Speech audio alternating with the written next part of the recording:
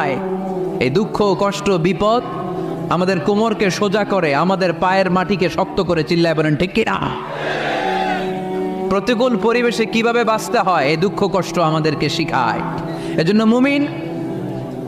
মুমিন বান্দার বৈশিষ্ট্য হচ্ছে দুঃখ কষ্ট বেদনা জ্বালা এগুলোতে সে আপসেট হয় না, সে হাল ছেড়ে দেয় না, সে ভরসা রাখে একজনের উপর। চিল্লায় বলতে হবে তিনি কে?